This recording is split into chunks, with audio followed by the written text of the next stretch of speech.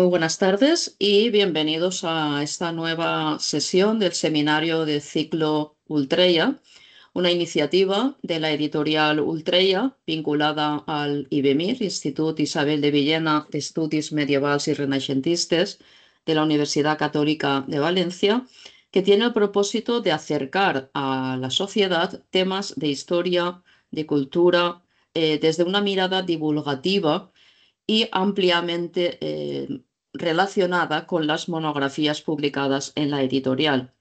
El encuentro de hoy está dedicado a las bibliotecas medievales y renacentistas, que es un tema importante para comprender la transmisión del saber europeo. Estas bibliotecas preservaron la memoria escrita, ordenaron los fondos del conocimiento y sostuvieron la continuidad de las ideas a lo largo de los siglos. Acercarnos a ellas permite entender cómo Europa construyó la cultura escrita y cómo los libros crearon espacios de estudio, identidad y vida intelectual. Este seminario concretamente se celebra a propósito de uno de los volúmenes publicados en la colección Ramón Arnau García, dedicado a la biblioteca de Hernando Colón y elaborado por Alfonso Lombana, que interviene hoy y que está aquí presente. Hernando, hijo de Cristóbal Colón, reunió una de las colecciones más ambiciosas del Renacimiento, y el libro publicado en Ultreya ofrece una descripción completa de sus fondos, de su sistema de catalogación y del proyecto humanista que impulsó Hernando. El encuentro también aborda otras bibliotecas de valor histórico, como la Biblioteca de Pere Antoni Beuter, la Biblioteca de Arnau de Vilanova y la ordenación de las bibliotecas eclesiásticas entre época medieval y moderna, que ilustran la circulación de libros, la formación de colecciones y el modo en que se configuró la cultura escrita medieval y renacentista. A esto se suma la aportación de otro de los presentes ponentes de este seminario, que presentará el inventario de libros pertenecientes a un inquisidor formado por ediciones antiguas y obras medievales, para comprender la continuidad del libro a través del tiempo y la fuerza que tiene la herencia cultural en las bibliotecas privadas. Las intervenciones de hoy se desarrollarán en este orden. En primer lugar, intervendrá Mariluz Mandingorra y Vicente Pons, Alfonso Lombana, Jacob Monpó, Robert Marc y Vicente Escartí. Cabe recordar que este seminario forma parte de la línea de transferencia cultural de Ultreya, creada para conectar, como decimos, nuestras publicaciones a actividades abiertas a la sociedad, y este vídeo estará disponible en el canal del ciclo Ultreya, donde se pueden seguir todas las sesiones del ciclo. Pues damos comienzo a esta sesión dedicada a las bibliotecas medievales y renacentistas, con el deseo de que nos acerque a la riqueza y al valor de nuestro patrimonio literario. Cuando quieras, Mariluz, tienes la palabra. Muchas gracias. Muchas gracias. Buenas tardes. En nombre del profesor Vicent Pons, que me acompaña, aunque ahora no está visible, y del mío propio, quiero agradecer a la profesora Ana Peirás que nos haya invitado a participar con esta intervención titulada La ordenación de una biblioteca eclesiástica de la Edad Media a la modernidad, que esperamos que sea de interés de todos. Sin los libros, todo por fin estaría envuelto entre unas tinieblas, como de una noche. Así, con estas palabras se expresaba Oliver Leguipont, un monje benedictino alemán de la abadía de San Martín en Colonia, que vivió en la primera mitad del siglo XVIII. En su condición de bibliotecario, tuvo ocasión de visitar y ordenar numerosas colecciones bibliográficas europeas, y fruto de su experiencia fueron unas disertaciones para la ordenación de bibliotecas y archivos destinadas a bibliotecarios, sobre todo de bibliotecas eclesiásticas, y que fue publicada en Nuremberg en 1747. 12 años después, en 1759, el erudito valenciano Joaquín Marín, que era abogado de los Reales Estudios de San Isidro en Madrid, cuya biblioteca fue ordenada según los preceptos de Leguipont, tradujo parcialmente la exposición relativa a bibliotecas y archivos, junto con otro opúsculo del autor alemán relativo al arte de viajar, dando como resultado el itinerario, itinerario en que se contiene el modo de hacer con utilidad los viajes a cortes extranjeras, con 2 disertaciones, la primera sobre el modo de ordenar y componer una librería, la segunda sobre el modo de poner en orden un archivo, escrito todo en latín por el padre Dom Oliver Leguipont de la Orden de San Benito y traducido en español por el doctor Joaquín Marín. Esta traducción, como puede verse, fue publicada en Valencia por Benito Monfort. No existen más ediciones de estos ensayos sobre bibliotecas y archivos de Oliver Leguipont. No obstante, como veremos, su impacto en la ordenación de las bibliotecas eclesiásticas, pero también laicas, de toda Europa en el siglo XVIII fue extraordinario. Ahora bien, para entender las propuestas de Leguipont debemos saber, en primer lugar, qué era para él una biblioteca. Y a lo largo de su obra propone diversas definiciones, de las que hemos extraído 2.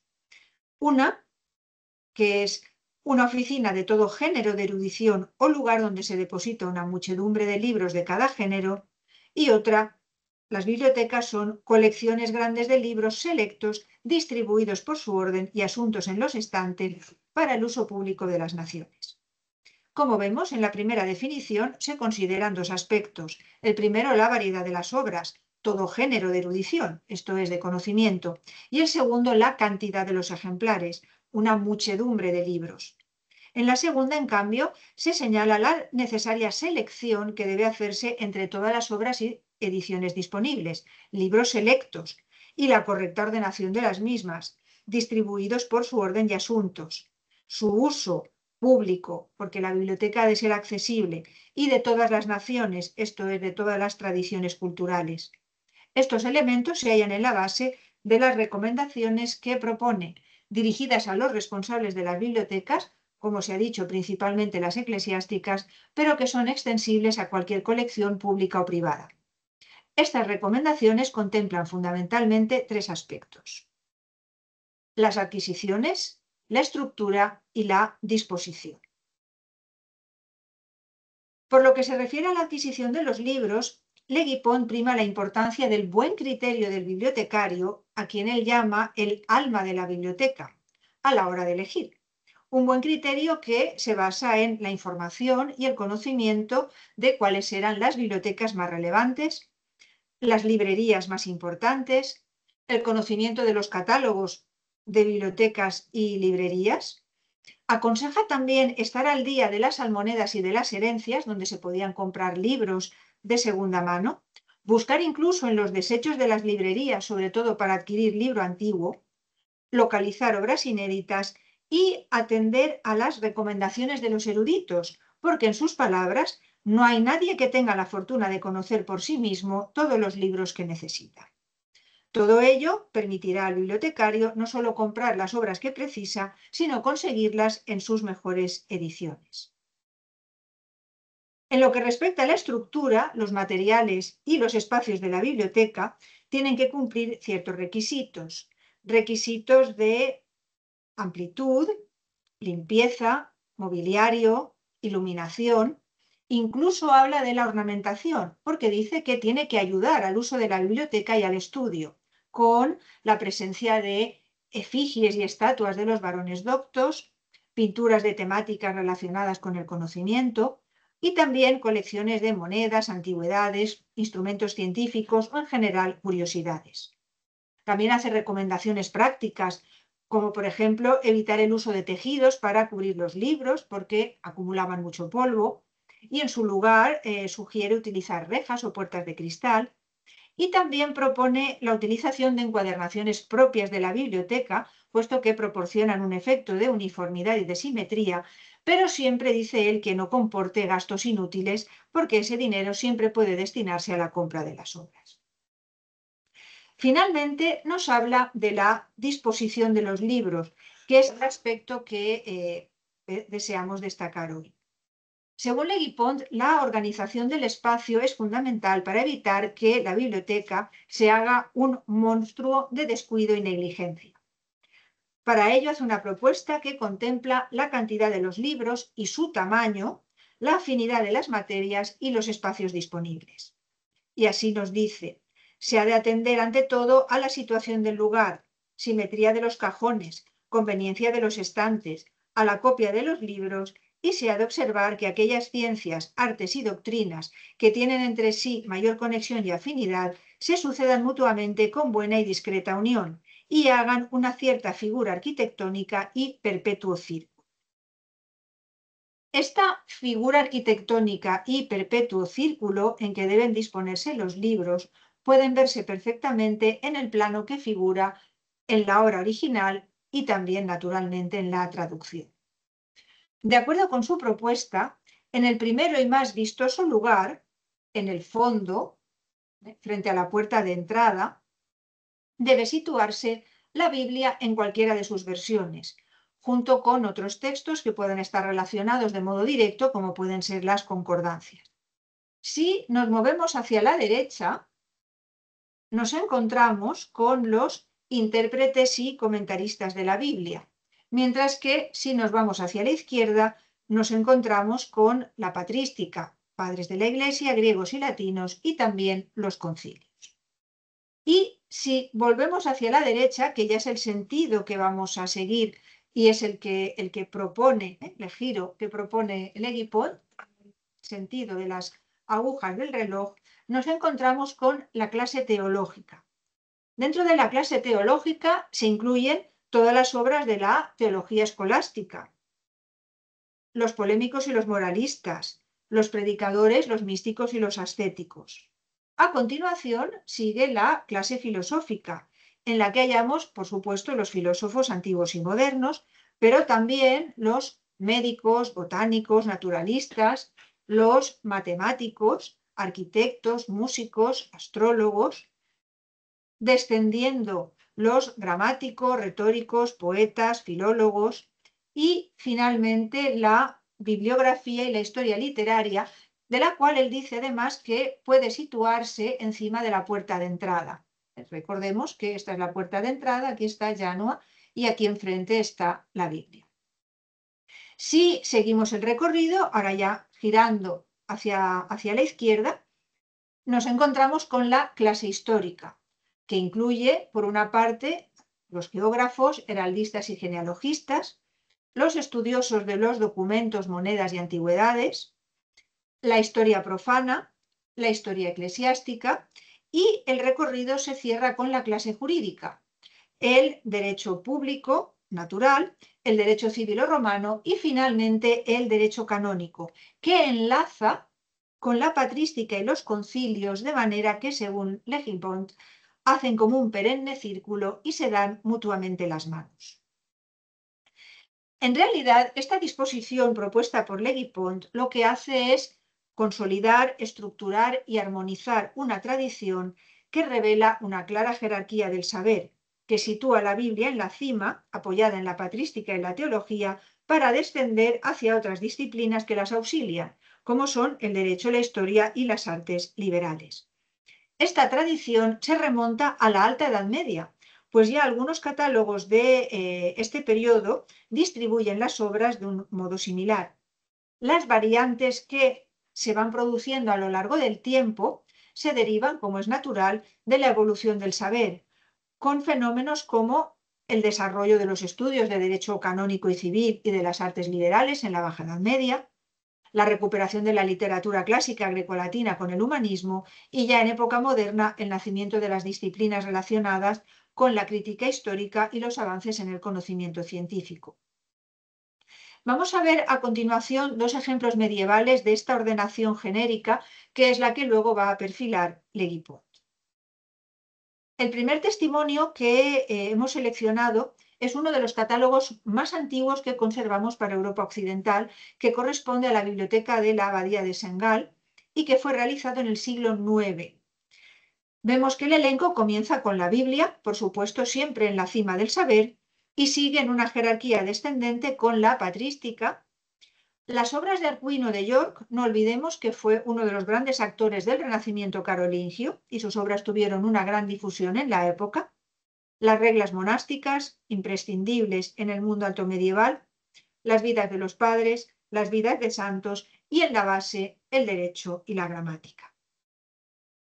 Encontramos una estructura similar, aunque por supuesto con variantes, en un importante testimonio de la Baja Edad Media, la biblioteca de Benedicto XIII en Peñíscola, cuyo inventario, realizado en 1423, nos muestra esta disposición.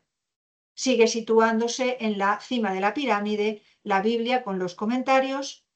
A continuación, nuevamente hallamos la patrística. Vemos la introducción como materia de la predicación. Sigue la historia, los poetas, una categoría genérica en la que se incluyen la mayor parte de los autores clásicos, las artes, y aquí quedan englobadas filosofía, astrología, medicina, etc., el derecho, tanto canónico como civil, la liturgia, el judaísmo y también como elemento novedoso una notable sección de varia para todas aquellas obras que no encajan en las categorías arriba expuestas.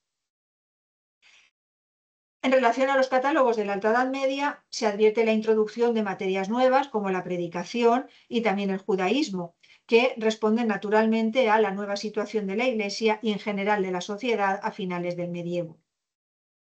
Y en este punto debemos tener presente que las bibliotecas eclesiásticas constituidas durante la Edad Media, como estas dos que hemos mencionado simplemente a modo de ejemplo, tuvieron una muy larga trayectoria de acumulación y conservación en el tiempo, porque su misión, como señala Carlos Clavería, era recopilar, revisar, fijar y difundir un canon cultural que conjugaba la salvación del alma con la divulgación de la erudición secular.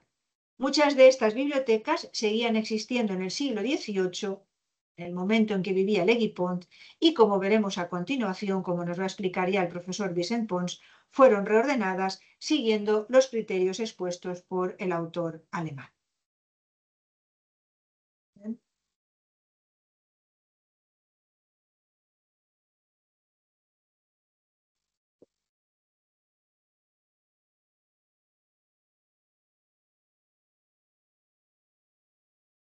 El método Legui Pont, traducido y editado por el doctor Marín en 1759, tuvo una gran aceptación e influencia en muchas bibliotecas y no solo las eclesiásticas. No se trataba, como ya se ha comentado, de una práctica totalmente nueva. Bebía y se basaba en una experiencia originaria en la Edad Media. Prueba de su influencia son varias cuestiones que podemos constatar. En primer lugar, la presencia de volúmenes de esta obra en muchas de las bibliotecas actuales. En segundo lugar, la aplicación del método Legui Pont en muchas bibliotecas, como se desprende de los inventarios conservados, fue la fijación de un método, una tradición de organización de librerías que venía de antiguo, pero que Legui Pont sistematizó en un doble sentido. Por una parte, la clasificación de las materias, partiendo siempre de la Biblia y de los llamados expositores o positiva, como materia más importante.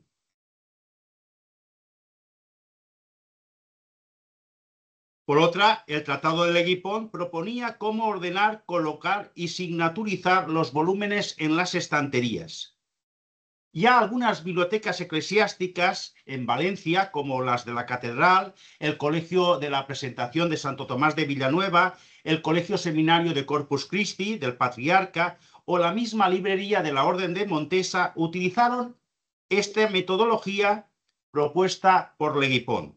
Se trataba de una clasificación jerárquica de las materias, asignándoles a cada una de ellas una letra del abecedario. Finalmente, muchos índices e inventarios de librerías aluden en su introducción a haber utilizado para el trabajo de ordenación el método del señor Legui Pont. ¿Cuáles eran las bibliotecas que en este momento destacaban cuando se publica la obra de Legui Pont por el doctor Marín en Valencia? El cronista de Valencia, Agustín Sales, en la introducción a esta obra, de alguna manera las describe y habla de sus características principales. La primera, la de Hug de Llupià, obispo de Valencia, que dejó al cabildo y que supuso un gran enriquecimiento de la biblioteca de la catedral. En segundo lugar, la de Fernando de Aragón, duque de Calabria, que estaba en el monasterio de Jerónimos de San Miguel de los Reyes y que pasó tras la desamortización a la Universidad de Valencia. La tercera, la de Santo Tomás de Villanueva, arzobispo de Valencia, conservada entonces en su colegio de la Presentación. Después también la de San Juan de Ribera, la del patriarca, hoy conservada en el Real Colegio Seminario de Corpus Christi de Valencia. También la de los antiguos Vic, que estaba en el monasterio de la Murta, la mayor parte de ella procedente de la donación en 1609 de Juan Vic Manrique de Lara, arzobispo de Tarragona, y que, en palabras de Sales, era utilísima y muy apreciable. También, tras la desamortización, se dispersó en parte y en parte se perdió. Destaca también Sales la de los dominicos, la del convento de predicadores, que pasó también en el siglo XIX a la Universidad de Valencia. Utilísima también y muy apreciada. Y finalmente la del arzobispo de Valencia, Fol de Cardona, el franciscano Fol de Cardona, expoliada tras la Guerra de Sucesión para formar uno de los fondos más importantes de la Biblioteca Real, hoy Biblioteca Nacional de España. El autor de esta introducción también se refiere a otras bibliotecas importantes como la de Juan Bautista Pérez, obispo de Segorbe, o la de Gregorio Mayans, este ilustrado, del que Sales habla de él como un amigo amante de los libros. Si nos damos cuenta, todas estas bibliotecas tienen su origen, la mayoría, en el periodo medieval. Incluso algunas de ellas, como la de los dominicos y la de la catedral, estaban abiertas también a los laicos a finales del siglo XV al menos. Nada se dice de la de los agustinos, considerada también importante, o las de los franciscanos o jesuitas, y por supuesto tampoco de la biblioteca arzobispal y la de los escolapios, que son bibliotecas que se forman posteriormente. De todas estas bibliotecas vamos a destacar tres, porque en ellas se refleja de diferentes formas la influencia del método Leguipont, que fue transmitido en esta edición valenciana de forma más directa y más generalizada al ámbito hispano. En primer lugar, la biblioteca de la librería del monasterio de la Murta. Esta librería, de alguna manera, se conserva su inventario, un inventario, como vemos en la portada, preparado para imprimir. Se trataba no solamente de tener un instrumento de descripción, sino también de darlo a conocer como un modelo de aquellas materias y de aquellas obras que debían estar presentes en cualquier obra monástica. En la misma portada se señala el objetivo o, de alguna manera, la voluntad de que esta biblioteca, las bibliotecas monásticas, fueran, como se ha dicho antes también, un acumular todo el saber para transmitirlo y para conservarlo. Dos textos, tomados los dos de los Macabeos, señalan este interés. Salomón, se escribe en la portada, para construir su biblioteca reunió libros de muchas regiones. Y en el segundo texto también de Macabeos, nosotros ningún libro dejamos de lado, aunque solo hay en manos nuestras libros santos. Un sentido también paralelo podemos encontrar en la librería de la parroquia de Ayora, una librería formada en su mayor parte por las obras que un inquisidor de la diócesis de Orihuela iba de alguna manera exhumando de librerías que visitaba como oficial de la Inquisición, y que según él era mejor quitarlas del lugar donde podían peligrar las conclusiones que destruir los libros, porque consideraba que todos ellos tenían un valor material también y no había que destruirlos. El texto de Ayora dice: sella el libro hasta el momento final. Muchos lo consultarán y aumentarán su saber. El inventario de la Murta, realizado por el monje Fray Andrés de Villamanrique en 1671, registra 1.600 obras de 1.200 autores, ordenándolos en diferentes índices de autores, de apellidos, de títulos, completo y de materias. Las materias, siguiendo la clasificación de Leguipont, se ordenan por letras, según el abecedario, y acudiendo a letras griegas cuando este abecedario se acaba. Luego el número de estante y el número de orden en el mismo. La clasificación de la librería de la Murta es realmente impresionante, impresionante. En segundo lugar, la otra, diríamos, biblioteca, librería que muestra que se ha plasmado, se ha utilizado la propuesta de Leguipont es la librería del monasterio de Portaceli. Mucho más simple en sus materias. Esta librería está integrada por 1415 volúmenes de 940 autores. Y la clasificación es mucho más sencilla. Parte de la escritura y de los santos padres, para luego la mística, la teología escolástica, la teología moral, la predicable, la historia sagrada y profana, derecho canónico y civil, letras humanas, poesía y filosofía, y acaba, como ya se ha comentado en otros casos, con una sección dedicada a la miscelánea, a materias diversas. Cada una de estas materias se divide, como se ve en la diapositiva del inventario conservado en la Biblioteca Nacional de Madrid, por las obras organizadas por alfabeto. Después se indican el número de tomos y la asignatura, un cajón y estante, y el número correspondiente dentro de cada, diríamos, estante. Finalmente, aquí podemos ver la clasificación de las materias que ya hemos señalado. Finalmente, destaca la última biblioteca que aplica el método Leguipont. La característica fundamental de esta biblioteca es que nos ha llegado hasta ahora la imagen visual que ya se ha comentado que proponía Leguipont, plasmada como si fuera una biblioteca del siglo XVIII.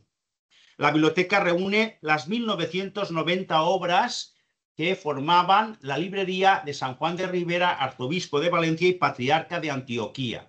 Este personaje de una gran, diríamos, erudición y formación, personaje claramente renacentista, que por supuesto corresponde a la época de la Contrarreforma. Esta biblioteca se organiza de forma, diríamos, más completa con los libros que habían de alguna manera acumulado la institución por parte, sobre todo también de varios donatarios, entre ellos miembros de la familia Vic, en el siglo XVIII. Y después se va a volver a organizar en materias el año 1905. Pero cuando se añaden las materias de 1905, no se elimina la distribución de materias previa. Lo que se hace es sobreponer con una especie de cartulina las nuevas materias sin de alguna manera dejarnos de informar, porque se conservan pirografiadas las materias anteriores. El espacio presenta las características que ya propone Palladio para ubicación de librerías. Parte superior de una de las torres, exenta de humedades, pero parte también superior aludiendo a el valor de los libros. De hecho, es curioso cómo sobre la puerta de entrada, después de una gran escalinata, se coloca la figura de Hermes, este dios romano que nos recuerda la importancia de la transmisión del conocimiento. Como se ha visto, en el fondo aparece lo que son, diríamos, el fundamento de toda la librería.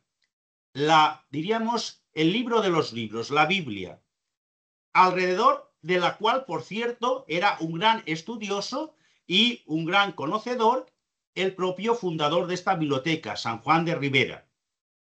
Después, como pueden ver, se puede ver diríamos, la distribución por materias y a cada una de las materias una letra. Esta sería la distribución de las materias del siglo XVIII, a la cual se ha añadido después, ya en 1905, una distribución diferente, más adaptada a la modernidad, a la época contemporánea, que en el caso que se ve en la diapositiva podemos ver latinidad, filosofía y sermones. Sermones que, por cierto, siguiendo esta tradición que hemos visto que crece en la medida que avanzamos hacia el Renacimiento, pues cada vez son más las obras dedicadas a este espacio. Y sermones que San Juan de Ribera cuidó de forma especial y que dejó una colección importantísima. Por otra parte, 5 estantes de altura permiten acceder a los libros distribuidos por tamaños sin escaleras.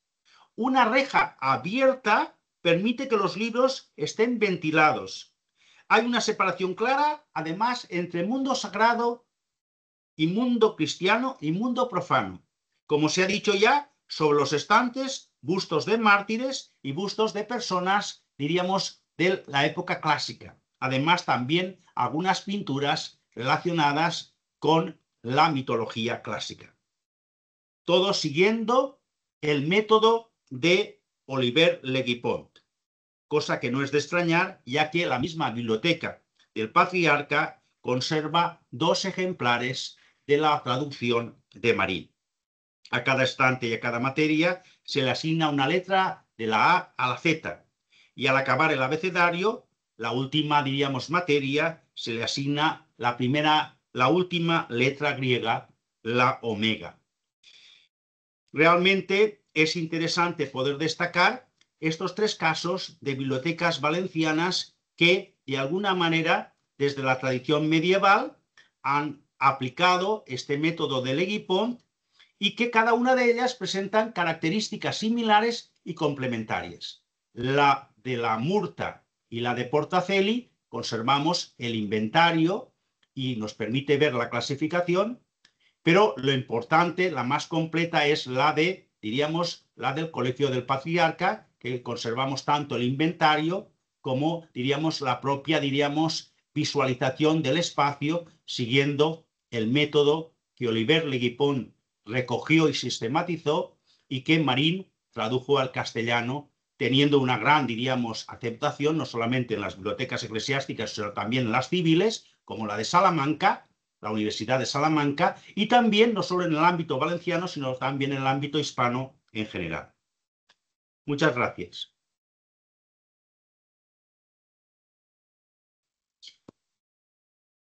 Pues muchas gracias, Mariluz y Vicent, por esta explicación tan detallada y tan clara que creo que van a agradecer los que visualicen este vídeo, y sobre todo también esta claridad.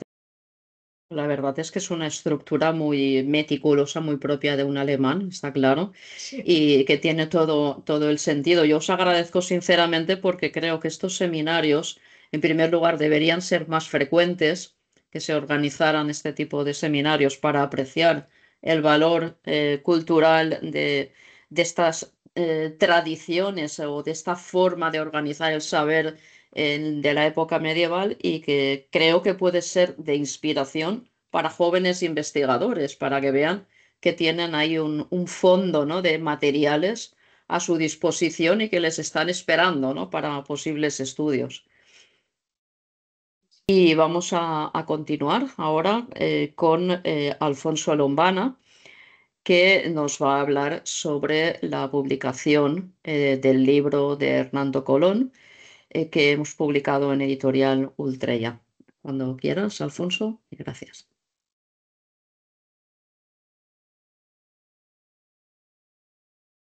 Perfecto, muchísimas gracias. Muchísimas gracias por la organización, el promover este tipo de actos, que son sin duda momentos muy especiales en los que efectivamente nos juntamos y hablamos, y además con esta posibilidad de conocer diferentes perspectivas de un mismo tema, de voces especializadas. Todo esto sin duda es una ocasión muy, muy bonita. Y también para mí, que como autor de Ultreya aprecio mucho la labor que ha hecho, que está haciendo esta editorial, y además precisamente tengo un tema muy relacionado con lo que nos une aquí, a todos nosotros, los investigadores, que es el concepto de biblioteca en el ejemplo o en el caso de Hernando Colón, que como veremos a continuación es uno de los quizá ejemplos más llamativos o primerizos en los procesos de organización y de gestión del saber en la época medieval. Bueno, en la época tardía, claro, lógicamente no. Es por así decirlo, uno de los primeros momentos en los que hay una organización del saber de toda la época medieval. Ahora sí. Empecemos, tengo previstas 2 partes en esta presentación. La primera será unos pequeños apuntes sobre la idea o el concepto de biblioteca del propio Colón, y en segunda instancia he traído algunos ejemplares a modo puramente anecdótico para demostrar o presentar la valía que tiene esta biblioteca más allá de todo el grueso de libros que comprende. La figura de Hernando Colón es muy interesante. Su nacimiento hay que fecharlo el 15 de agosto de 1488 y en esta relación sucinta he querido dejar constar que es una persona que viaja mucho, viaja a América con su padre y también viaja con el emperador a Europa, a la coronación de Carlos V, y también se recorre Italia, Alemania, Francia en diferentes ocasiones, en las cuales, lógicamente, la compra de libros ocupa un papel esencial. En este sentido, por lo tanto, tenemos no solamente a un coleccionista, sino además a un coleccionista que viaja, lo cual hace que la biblioteca, como veremos a continuación, sea realmente polifacética e inmensa en muchos sentidos. La casa o la idea de la biblioteca viene o nace del propio Hernando Colón y para ello consigue estas tierras que durante años, como se puede ver en este grabado, se considera o se llama la Huerta de Colón, en un sitio privilegiado a la ribera del río, además en un altozano con vistas excelentes. Desde las habitaciones de Levante se veía la ciudad, el río y las puestas del sol desde Poniente, y luego también se podían ver las murallas hasta la Torre del Oro, incluso desde la entrada principal, para el que conozca Sevilla, sin duda, con la Cartuja Santa María de las Cuevas al fondo, donde efectivamente yacía el padre, en este momento, Cristóbal Colón. Es decir, la ubicación de la biblioteca ya es simbólica, y aunque no hay mucha certidumbre acerca de cómo esta biblioteca estaba preparada en este edificio, sí que parece que los aposentos estaban en la primera parte y en la baja, con las zonas de servicio, se encontraban todos los libros. El simbolismo de esta decisión y de este emplazamiento es más incluso porque las tierras que recibió eran un muladar, es decir, un basurero. Colón eligió un basurero ya que en la connotación humanista que sin duda le caracteriza es el propio ser humano, el humanista, el que modifica un muladar, un basurero, y lo convierte en un vergel. Aquí tenemos por así decirlo, una declaración de intereses muy llamativa acerca de que la biblioteca es algo muy especial. Y como tal, detrás de este concepto hay una idea que yo creo que es en este sentido muy puntera y muy relevante en el caso de Hernando Colón, ya que permite o nos propone una serie de aspectos de catalogación muy llamativos.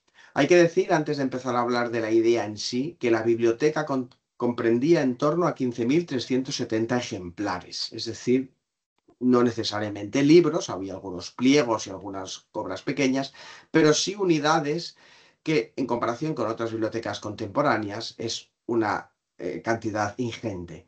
En el caso, por ejemplo, de grandes lectores en Europa, Hans Jakob Fugger, por ejemplo, en su caso hablábamos de 7.000 libros, es decir, Colón tenía el doble que Hans Jakob Fugger, o en Italia, Marin Sanudo, que se considera que tenía en torno a 6.582.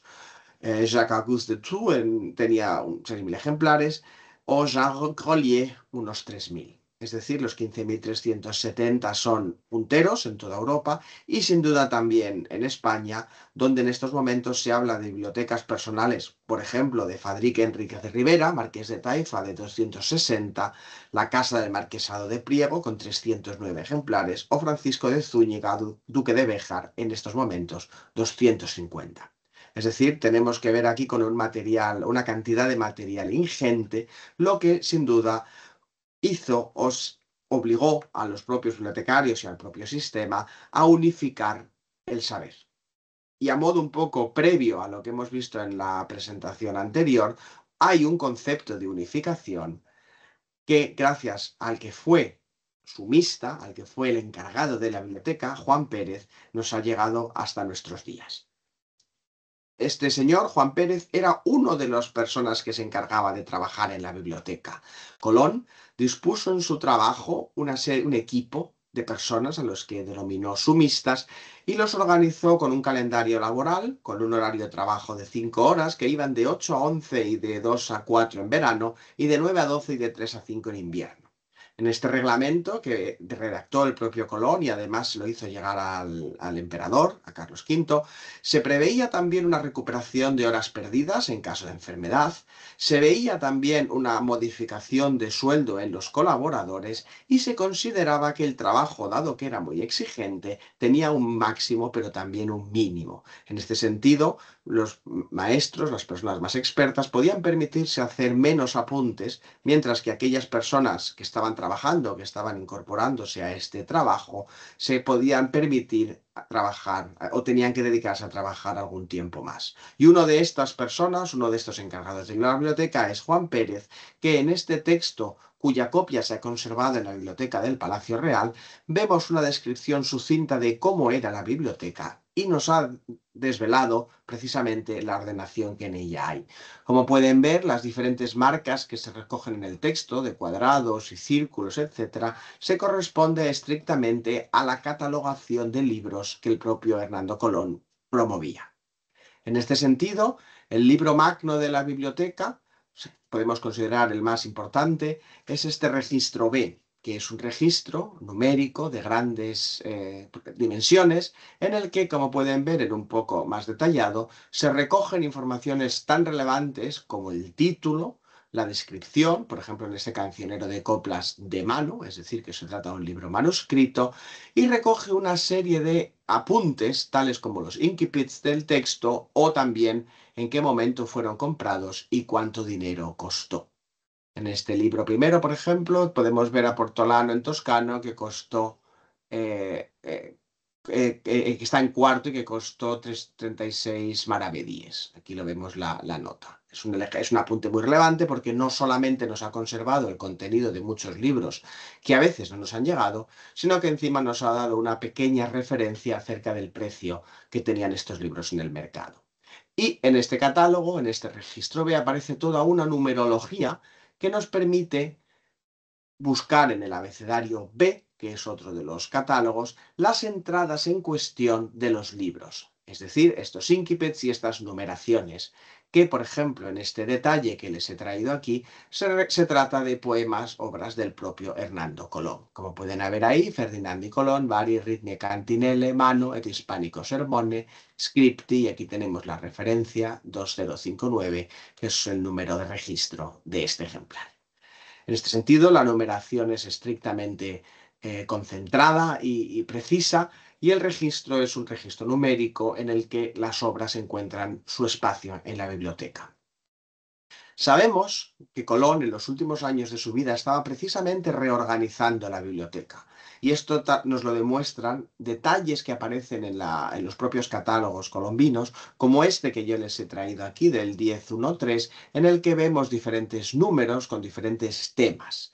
Estos números, como pueden ver ahí, historia, poesía, mixto, música, etc., se trata de números en los que se juntaban o se reunían diferentes obras, es decir, una catalogación por materias que no obstante está aún por investigar, ya que descifrar todos estos números y sus adscripciones es un proyecto todavía por realizar. La colección colombina, en ese sentido, nos ha legado muchos libros, pero se han perdido también muchos. Aproximadamente consideramos que se conserva en torno a un tercio de la colección de Hernando Colón, de modo que muchos de los ejemplares que aparecen consignados en estos índices, en estos catálogos, no nos han llegado a nuestros días. Hay, sin embargo, otros muchos ejemplares que sí nos permiten admirar o disfrutar este esfuerzo compilador, y de ellos he traído algunos detalles, simplemente para que quede constancia de su valía. Tenemos, por ejemplo, este grabado xilográfico de un libro, Giuliano Datti, que es de una obra escrita en verso, en octava rima, una forma frecuente en italiano, en el que se narra la llegada de las 3 naves a España. Es uno de los primeros grabados en los que se representa el descubrimiento de América, y ahí vemos al rey dando la bienvenida a los navegantes. Tenemos, por ejemplo, también muchísimos libros de índole medicinal, sanitaria. En este caso, Proconservanda Sanitati es un libro de Giorgio de Furno, en el que versa sobre la higiene y el cuidado del cuerpo y se recogen una serie de consejos para mantener la salud. Es un apunte sin duda muy importante porque no se trata de un libro para curar enfermedades, sino realmente para mantenerla. Este libro, escrito en latín, como ven, es de una factura realmente preciosa.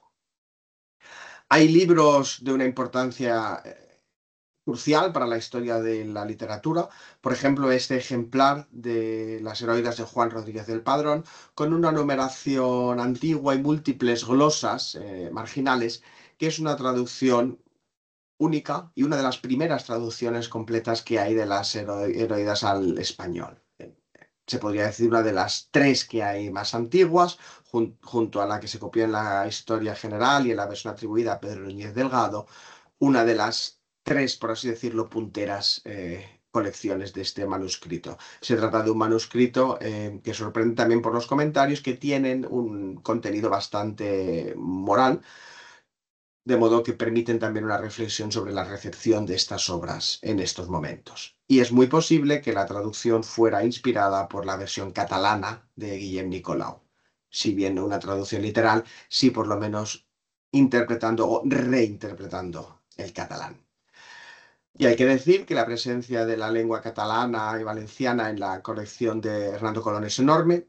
Y aquí tenemos, por ejemplo, uno de los ejemplos más claros de un documento manuscrito de Ramon Llull con el comienzo de la Lògica del Gatzel, que es, por ejemplo, uno de los manuscritos casi únicos de un texto que solamente se conserva en dos testimonios más, uno en Roma y otro en Múnich.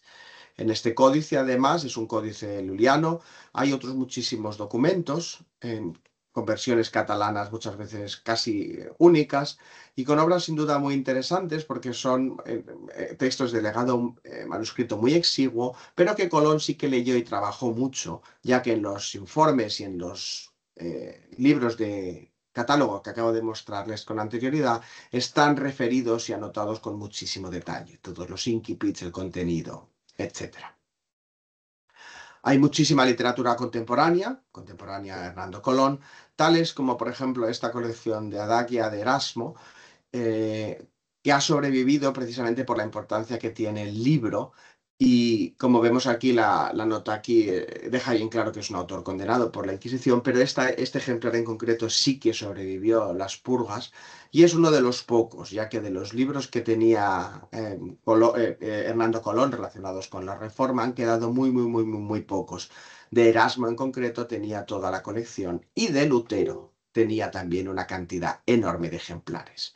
Los que se han conservado, sin embargo, son algunos muy puntuales, tales como este, un pequeño tratado, del que cabe pensar quizás que se ha conservado única y exclusivamente porque en el título, en esta primerísima edición, que solamente queda en otra biblioteca, no aparece el título del autor.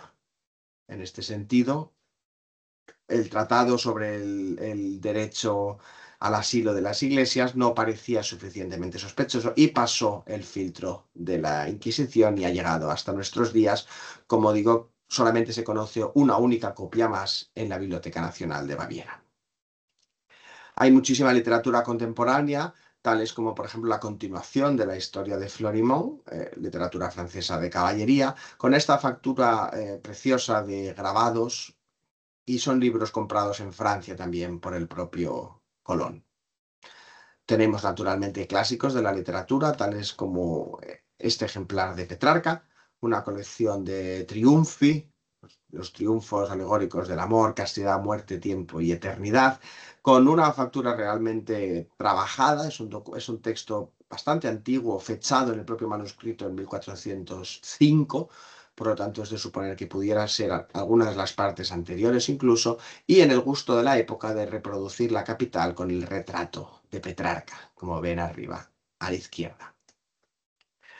No podía faltar en esta relación una fotografía del ejemplar de la Vita Christi de Isabel de Villena, que actualmente sí que sigue en la biblioteca, con la singularidad de un intento de coloración y un estado de conservación magnífico del ejemplar, en concreto en la edición de Carles Amorós de Barcelona 1527, Y para terminar esta relación de fotografías y de libros relevantes, quería traer este detalle del incunable más antiguo de Ravis de Correia, la asignatura 14275, que es un inculable sobre la historia de Santa Ana, único, es el único ejemplar que se conserva de este ejemplar de Fernández de Córdoba en Valencia en 1485, que es un libro de singular hechura en octavo, con unos márgenes muy amplios y una caligrafía bellísima. Y además tiene la doble singularidad de que este ejemplar no solo es el ejemplar único que hay de esta obra, no se conoce todavía en ninguna otra este ejemplar, sino que además también es el primer ejemplar de Corella dado a la imprenta, como digo, en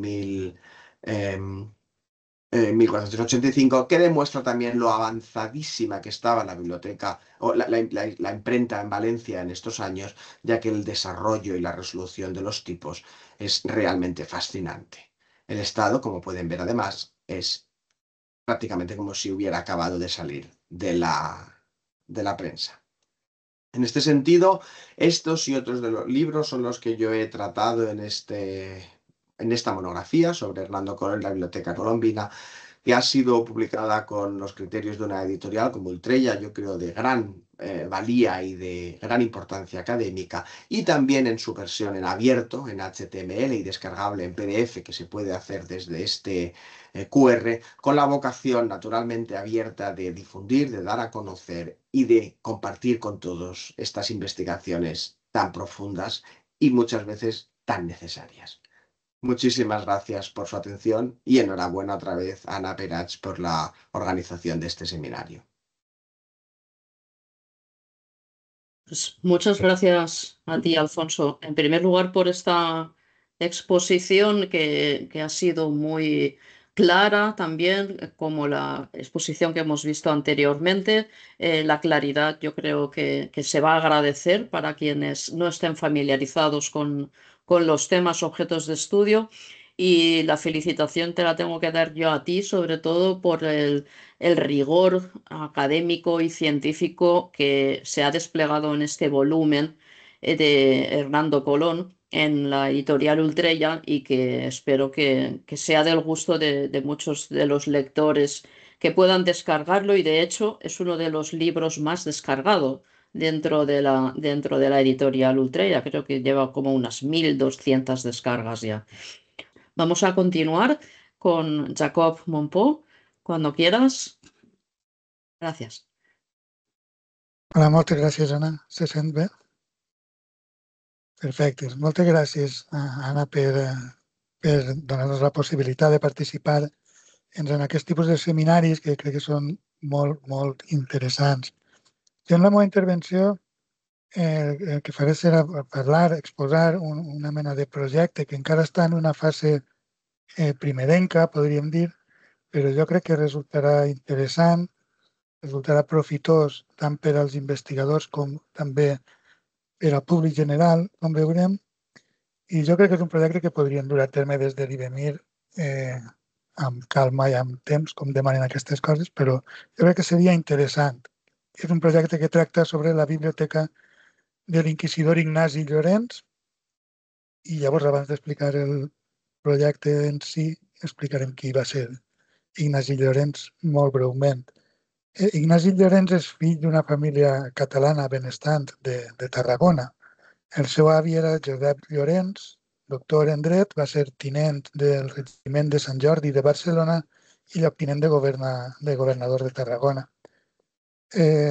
Son pare era Pere Joan Llorenç i Morgades, que va ser ciutadà honrat de Barcelona, lloctinent de governador de Tarragona i receptor d'impostos de la Generalitat. Doncs bé, l'1 de febrer de 1711 a Barcelona va obtenir el privilegi de cavaller del Principat de Catalunya per part de l'arxiduc Carles d'Àustria, un títol que degué perdre poc després amb l'arribada de Felip V I Borbó. Pere Joan es va casar primer amb Lluïsa Martí, amb qui va tenir una filla, que aquesta al seu torn es va casar amb una família ho va emparentar amb una família de militars com el seu marit, que era Francesc Milans del Bosch i Galcerà, i en segones núpcies es va casar l'any 1715 amb Peronella Valls, que és la mare del nostre protagonista. amb Peronella Valls va tenir almenys 2 fills, almenys que coneguem. Un és Ignasi Llorenç, de qui parlarem, l'altre és Fructuós Llorenç, 2 germans que al llarg de la vida van mantenir molt bona relació, tal com es desprendrà del document que presentarem després. Fructuós Llorenç era doctor, el trobem documentat com a canonge i com a ardiaca major de la catedral de Tarragona. I el trobem d'autor d'obres com aquesta. La verídica relación de los procedimientos hechos en la visita espiritual de Reus en el año 1762. El germà, que és de qui parlarem avui, Ignasi Llorenç, doncs el tenim ben documentat en diversos documents de la Inquisició, exercint com a inquisidor, no? De la segona meitat del segle XVIII, però a més també el tenim documentat abans com a fiscal del Tribunal de Saragossa, per exemple, després fiscal també del Tribunal de Còrdova i finalment on va ser traslladat va ser al Tribunal de la Inquisició de València, on acabaria esdevenint inquisidor major i on acabaria morint. I per això no ens interessa tant avui el que va fer l'inquisidor Ignasi Llorenç al llarg de tota la vida, sinó el que va fer doncs, cap al final. I en relació a això volíem donar a conèixer aquest petit projecte que, com hem dit, pensem que seria bastant interessant des de distints punts de vista per als investigadors especialitzats en literatura religiosa, en teologia, en història de l'Església, sobretot història del llibre, no? Però també per al públic, potser no general, però sí per a lectors curiosos que es puguen sentir atrets, sobretot per la part més, diguem-ne, de divulgació d'aquest projecte. Bé, la idea de fer aquest projecte va néixer mentre visitava la biblioteca, perdó, l'Arxiu Històric Nacional a Madrid, investigant el fons de la Inquisició per a la tesi sobre conversos i Inquisició que hi vaig fer. I llavors vaig trobar un document que en aquell moment no m'interessava ni per la temàtica ni per la cronologia, però em vaig anotar la referència perquè vaig pensar que segurament mereixeria la pena revisitar el dit document i així ho vaig fer passat el temps. I ara em disculpareu la qualitat de les imatges perquè les vaig fer jo amb un telèfon vellet i sobretot empreses perquè estaven a punt de tancar, no? I doncs això és aquest document.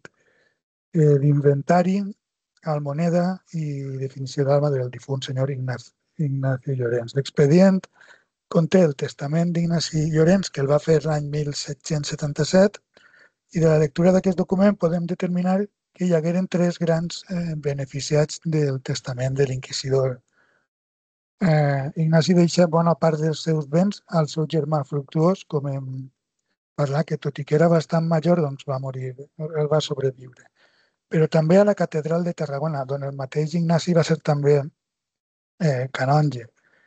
I el tercer dels beneficiats, diríem, seria el Tribunal de la Inquisició de València, que va rebre més aviat poc i sobretot mobles que tenia, però bé, també va rebre part. Sobretot, els grans beneficiats van ser el germà i la catedral de Tarragona. Aquí tenim, per exemple, un de tots els ítems, doncs, mando y lego a la Iglesia Catedral de Tarragona y a su sacristía mayor todos los ornamentos y alhajas de su altar, ya sean de lienzo, seda, oro y plata, que al tiempo de mi muerte tuviere, para que allí se empleen en el sagrado culto de Dios. Amb el benentès que si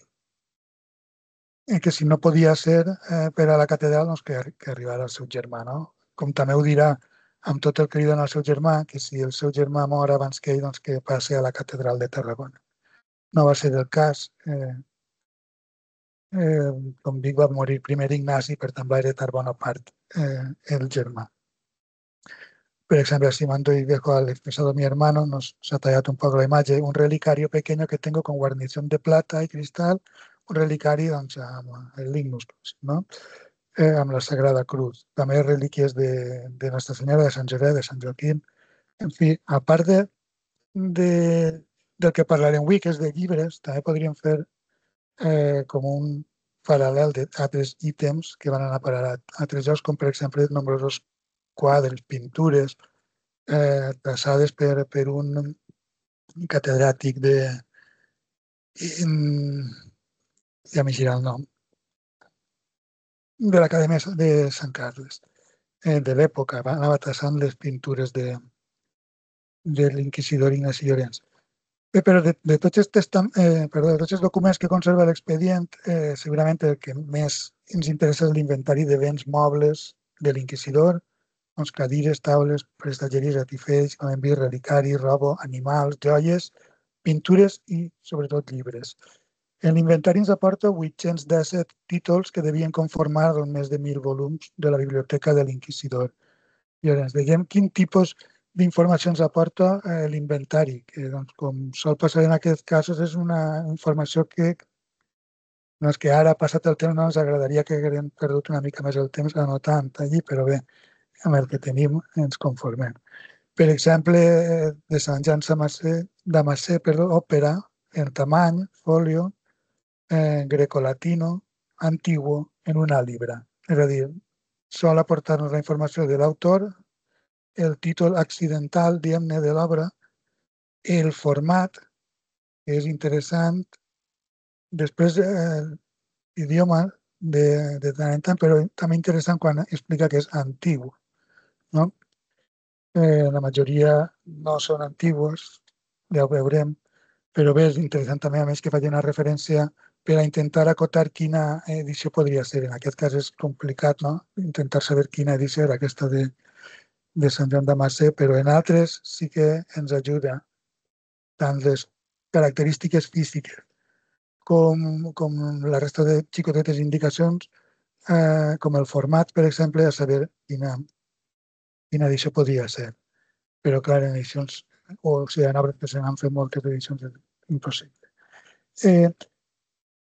Com hem dit, són 817 títols que podrien classificar entorn distintes temàtiques. Però així tenim un altre. Tenia un altre exemple de Sant Llorenç, el Sant Llorenç Justinià, també antigu, en tamany foli, també hi ha altres distintes, com per exemple l'Annals de Catalunya, de Feliu, en foli també, tres toms en aquest cas. Com deia, podien classificar la biblioteca de l'Inquisidor Llorenç entre distintes temàtiques, com hem vist abans amb la presentació que ens han fet la professora Mariluz Mandingorra i Vicent Pons, entorn, per exemple, la patrística té moltes obres dels pares de l'Església, Sant Jeroni, Sant Ambrosi, Sant Agustí, Tertulià, Sant Ciril d'Alexandria, per exemple, Sant Joan Damascè, com hem vist, o Sant Ciprià, per citar només uns exemples. També moltes obres de teologia moral. En aquest cas, l'inquisidor mor l'any 1791, per tant tenim obres bastant modernes, però bé, tenim obres de teologia moral de Lacroix, de Patucci, una suma moral de Ferrer, per exemple, Villalobos, Castro Palado, filosofia moral de Codorniu. També tenim moltes obres de dret canònic, sobretot també decretals de Fagnano, de González, i obres també més pròximes a València, podríem dir, encara en este corpus, o aquestes obres de tipologia legal, com obres de Cristòfor Crespí de Valldaura, no? Observaciones Juris de Crespí de Valldaura. Com no podia ser d'altra manera, tractant-se d'un inquisidor, té moltes obres de la Inquisició i destaquem, per exemple, dos que podrien ser exponents entre l'inici i el final de la Inquisició. No? Per exemple, té el típic o l'obra, el best-seller, podríem dir, no? del Directorium Inquisitorum de Nicolau Eymerich, com a obra anterior, fins i tot a que diríem Inquisició espanyola, però també té una defensa crítica de la Inquisició, de Melchor de Macanazia del segle XVIII, no? en un moment en què la Inquisició ja estava en els seus últims moments, podríem dir, a banda de molts índexs purgatoris, no? o índexs de llibres prohibits. Tampoc no podia faltar en la biblioteca d'un inquisidor doncs, bíblies i molts llibres sobre exègesi bíblica, però també obres litúrgiques, com per exemple breviaris impresos amb veres. I després doncs, moltes publicacions del papa que va, o un dels papes que va viure, no? Contemporanis a l'inquisidor, com era Benet XIV. També té obres d'històries, o sigui, històries eclesiàstiques de Ducró, d'Eusebi Lusomeni, d'Espondano o de Romaguera, per exemple, té sínodos de Girona. I un altre punt interessant de l'inventari de Llorenç són els tipus d'obres sobre cròniques civils, vull dir, no cròniques religioses.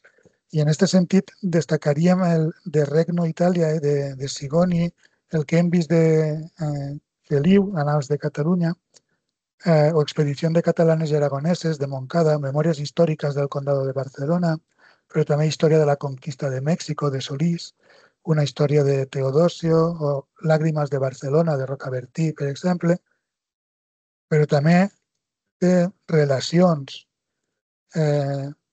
també en el terreny de la historiografia, no? Però relacions puntuals sobre festes, per exemple, festes d'Alcoi o les festes de Santa Tecla. Té llibres de festes d'Alcoi, llibres de festes de Santa Tecla, o una relació obsequiosa de Barcelona a propòsit de la visita de Carles III en 1759. També abunda la literatura clàssica amb obres clàssiques romana, grega i romana, com Ciceró, comentaris de Cèsar, sàtires de Juvenal, epigrames de Marcial. Obres també de filosofia, com el Sublim de Longí, Suetoni. També té l'obra de Joan Lluís Vives. Pel que fa a la literatura en castellà, trobem obres com obres de Francisco Cervantes de Salazar, però el que més trobem en aquesta biblioteca no són tant, diguem-ne, obres literàries com obres d'història de la literatura, podríem dir, o repertoris d'escriptors, no? De bibliògrafs, obres de bibliògrafs, com per exemple Ximeno, escritores de València, no? També Entropèlia poètica o Teatro de la elocuencia espanyola, que són com obres més de bibliografia, més que no obres literàries en si. Però bé, també en té d'obres literàries i també, sobretot, d'espiritualitat, no? De devoció o ascètica, com el Imitatio Christi de Kempis, que en té dues edicions, o altres obres com Cartes de Santa Teresa o obres com De Tempore Sanctis de Fra Luis de Granada. També moltes vides de sants, com la vida del Beato Gaspar de Bono, la vida del Padre Ávila, la de Bartolomé de Carranza, la vida de Sant Francesc de Borja, la de Sant Joan de Ribera. Hi ha tres obres relacionades amb sants, però no vides de sants, com, per exemple, les publicacions de centenars de Sant Vicent Ferrer, en aquest cas el centenar segon de Sant Vicent Ferrer.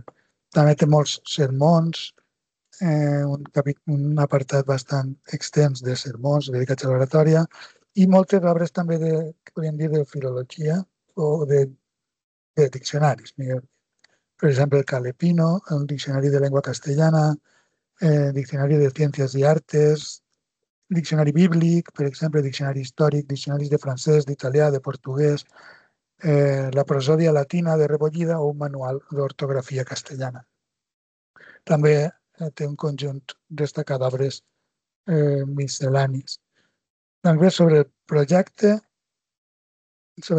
que volíem presentar avui, donar a conèixer, doncs, amb la informació que podem extraure de l'inventari, que ja hem vist que no és excessiva per a cada ítem, doncs es pot fer un catàleg de la biblioteca de l'inquisidor Ignasi Llorenç. Bé, i el dit catàleg hauria de contenir la informació que s'extreu de l'inventari. Això és, com hem vist, l'autor, el títol accidental, el format, número de toms, i el preu de taxació.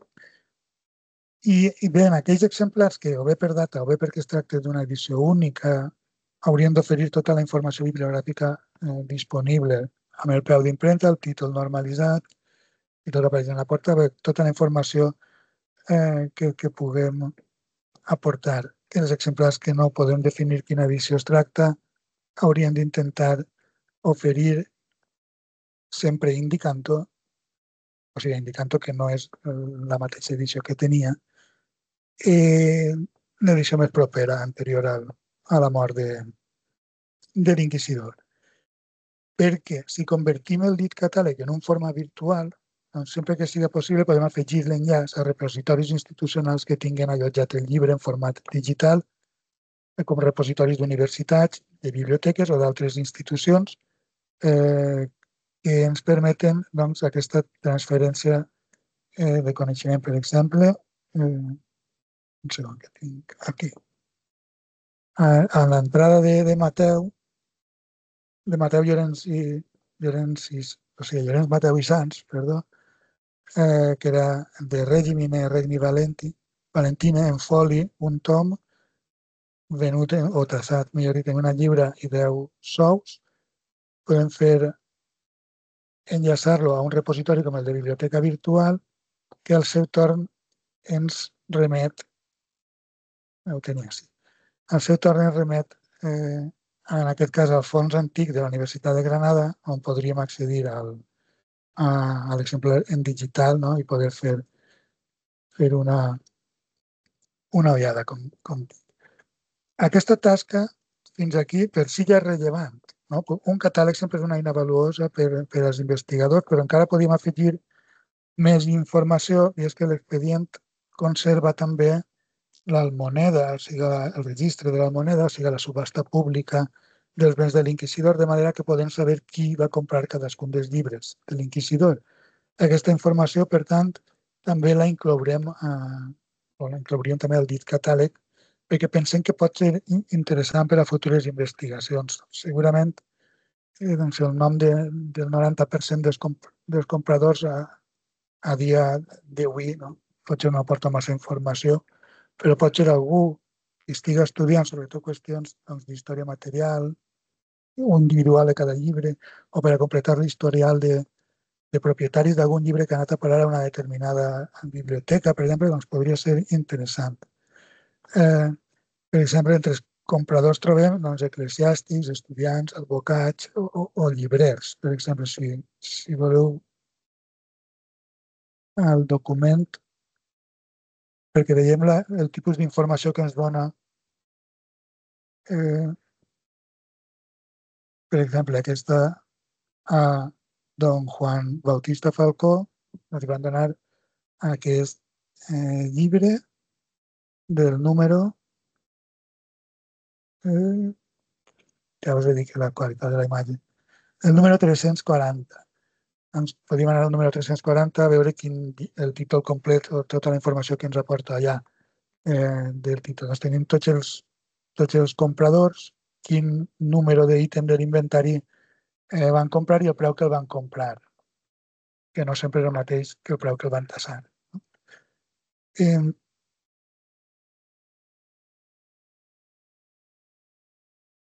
Dic que entre els compradors trobem això, doncs, eclesiàstics, estudiants, advocats o llibrers, per exemple. Hi ha molts que no sabríem lligar-los o segurament avui en dia no ens aporten informació interessant, però bé, trobaríem, per exemple, Manuel Fuster, Francisco Cachurro, Baptista Falcó, com hem vist, Rafael Anglès, que segurament, a no ser que hagin estudiat alguna particularitat d'aquestes persones, no coneixerem, però bé, trobem ventes als convent de trinitaris, per exemple, o al padre Miguel Arredondo, dominic, o a Ramon La Torre Puebla, que era alcalde del Crimen de València, al doctor Vicent Traver, o, per exemple, el llibrer Diego Mallén, que va comprar bona part de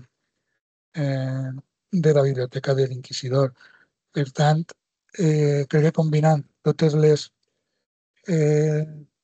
aquestes qüestions, combinant-les totes, tot aquest tipus d'informacions, podem oferir una eina interessant que segurament serà d'utilitat, però aprofitant la tasca que es du a terme per a realitzar aquest catàleg, proposaríem, a més, fer una selecció de títols de tot i muntar una exposició virtual, una exposició per a apropar o per a divulgar al públic general aquesta petita història de la biblioteca.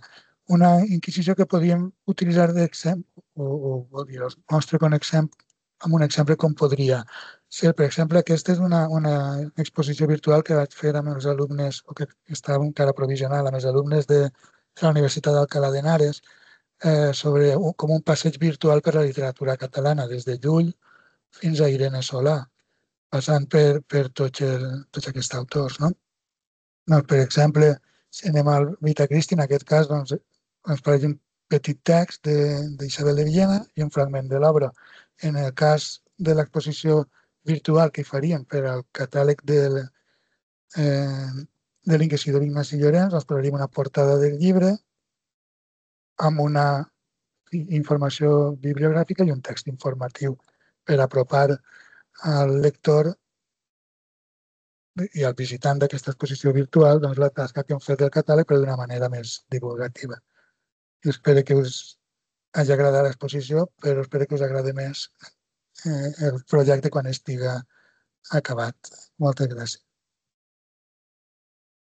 Doncs moltes gràcies, Jacob. A mi em sembla un projecte molt interessant, ja no només pel que és la recuperació del catàleg de llibres, l'inventari de llibres, sinó per aquesta reconstrucció i aquesta transferència, no? de cara als lectors i de cara a la societat, que es pugui accedir a aquestes obres. Em sembla una tasca molt digna, és una feinada, però per això estan les humanitats digitals, els repositoris, per a poder facilitar les eines i que tot siga tan accessible.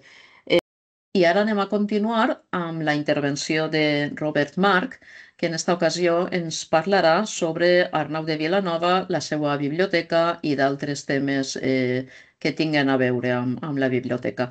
Quan vulguis, Robert, i gràcies per acceptar la invitació.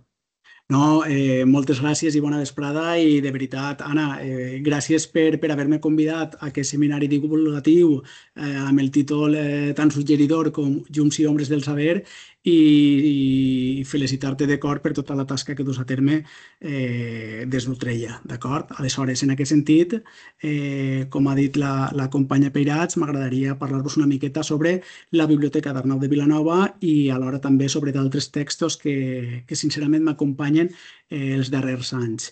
Per situar-nos i contar-vos, jo ara fa un anyet i escaig que estudio l'obra catalana del metge medieval i tot just forma part d'un grup d'investigació del Ministeri que s'intitula Arnau de Vilanova entre la medicina i la religió, manuscrits, edició i bases de dades, que està dirigit pel professor Jaume Mensa, que és professor catedràtic de l'Autònoma de Barcelona i és un dels majors especialistes en l'obra arnaldiana, tant catalana com llatina, i sobretot la part teleològica.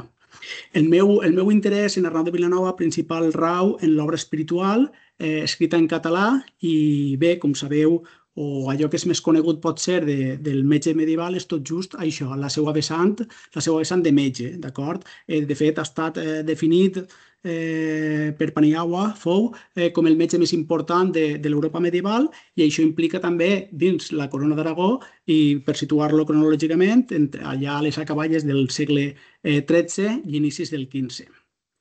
Coses que podem pensar i tindre en compte en atendre Vilanova i de manera més concreta la seva biblioteca. I jo ara confesso també que en soc un principiant i que continuo aprenent moltíssim en relació amb tot el que té a veure amb l'Arnau.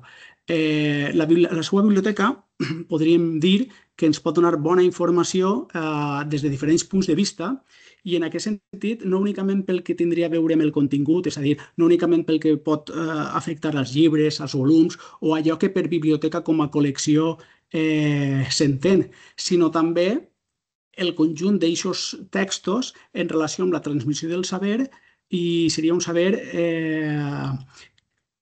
entès des d'una vessant històrica, teleològica, filosòfica i sobretot científico-mèdica, d'acord? Aleshores, pensar Vilanova i pensar la seva biblioteca alhora també ens pot fer-nos entendre com directa o indirectament la seva biblioteca ens permet conèixer una miqueta millor el personatge, és a dir, la figura d'Arnau de Vilanova com aquell que posseeix llibres.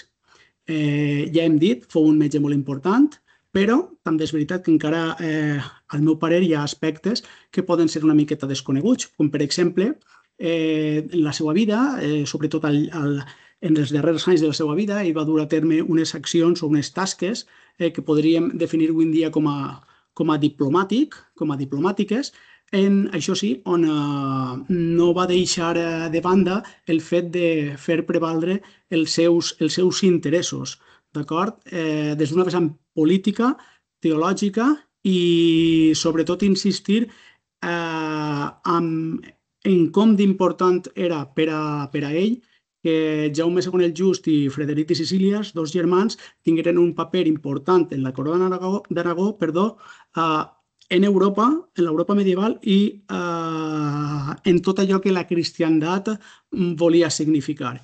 De fet, Arnau de Vilanova, en llegir-lo, fa l'efecte que ell, òbviament, l'ubiquem dins d'una Europa que és cristiana, no pot no ser-ho als seus ulls, però alhora també hi ha una certa nostàlgia d'un cristianisme que podríem afirmar en dir, segons Vilanova, que no és massa cristià. D'acord? Aleshores, parlar-ne una mica al voltant de la biblioteca del nostre autor, ens permet, que és el que faré ara, fer una mena de salt, un salt temporal que és conscient, per tal de compartir amb vosaltres el que deia abans, uns textos que a mi m'acompanyen i que els tinc molt presents, d'acord? I afecten també els llibres. Els llibres, allò que lectura implica, les llegendes que els llibres contenen, llegenda significa donar a llegir, bé, en fi, textos que ens permeten també viatjar al passat i en aquest sentit poc importa ja si és un passat recent o llunyà, d'acord? Aleshores, jo us vull parlar una miqueta d'un text que s'anomena La Biblioteca del Diablo, que ha estat escrita el text ha estat escrit per Juan Mayorga, que és un dramaturg i membre de la RAE, i allò que m'interessa d'aquest text és el fet que l'acció té lloc en una casa en què hi ha una gran biblioteca i dins d'aquesta casa hi ha un interrogatori per part d'un jutge cap a un secretari. Hi ha una dona d'Àvila anomenada Anna. I per què m'interessa aquest text? Perquè tot just allò que el lector descobreix és com estan ordenats els llibres en aquesta casa que descobrim que està maleïda. I és que els llibres en aquesta biblioteca s'ordenen del bé al mal. I això me pareix molt suggeridor pel terreny de la ficció.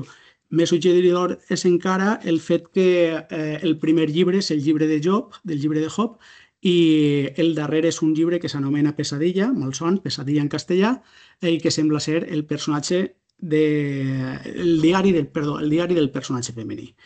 Aleshores, és a dir, així tenim una biblioteca en què allò que preval és l'ordre. L'altre text que m'acompanya molt és la novel·la L'infinit en un jonc, que recentment ha estat publicada com a llibre il·lustrat i és un text farcit d'una intertextualitat molt, molt grandota i allò que assistim quan llegim, allò que veiem i llegim, és la possibilitat d'endinsar-nos en la història dels llibres i sobretot des del punt de vista de la seva producció i veure com, bé, allà l'autora ens parla de les diferents biblioteques que hi ha hagut, sobretot a Occident, en què destaca, òbviament, la d'Alexandria. Aleshores, tenim el primer que ens parla de l'ordre, així tenim un altre que ens parla, o que podem entendre una mica millor com i quina ha estat la història dels llibres, i el darrer exemple, no podríem no esmentar-lo, és la coneguda El nom de la rosa d'Umberto Eco, en què, com tots vosaltres sabreu, a manera de thriller policiac, el semiòleg ens presenta un personatge que és Guillem de Baskerville, un franciscà i antic inquisidor que, junt amb Matzo de Melc, tracten de descobrir tota una mena de crims misteriosos que ocorren en una abadia i alhora bé, ocorren en l'abadia, alhora que també el joc està presentat o se'ns ofereix com l'espai en què tindran a veure